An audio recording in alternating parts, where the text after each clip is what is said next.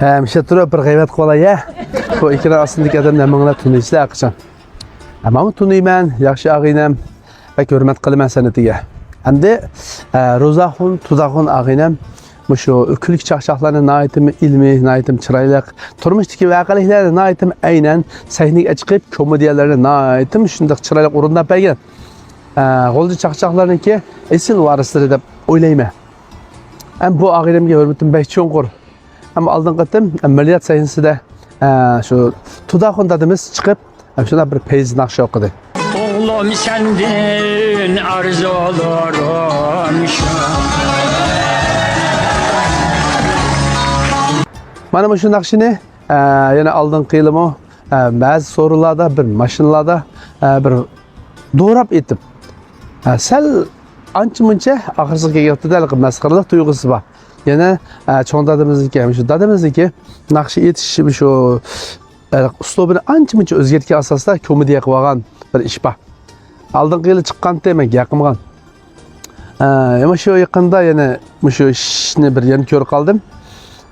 Turup könüm bek yerim oldu. Hem nime diyende bu çakçak diyende bolsa tanışlar kısak. Özümüz beraberlik edinler kısak.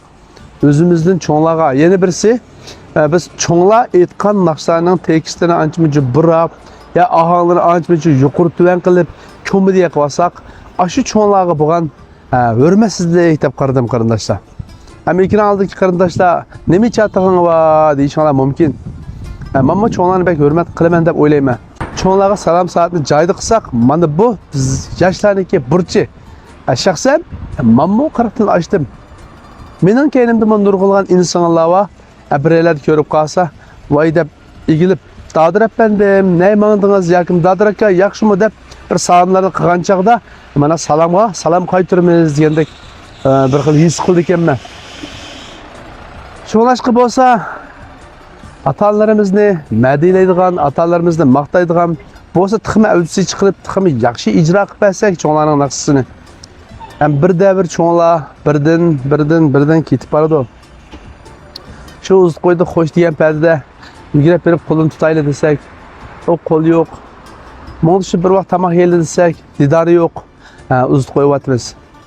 Hem de bu ketiş diyen nesine hem de bu yaş şehlimiz olmaydı iken gah bizil tanıtışlar ketip baradı.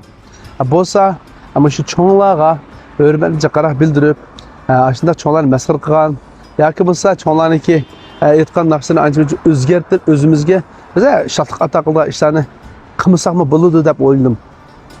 Hammanglarning har joyi güzel bo'lsin. Bizning bildirib ketganlarniki bag'oyalari güzel bo'lsin. Ma'qul shunchalik so'zlay. Rahmat. Endi shu yoshlar bo'lsa bir-birimizni qadrlashib, hurmatlashib bitaylik. Kimdan qolgan dunyo bu?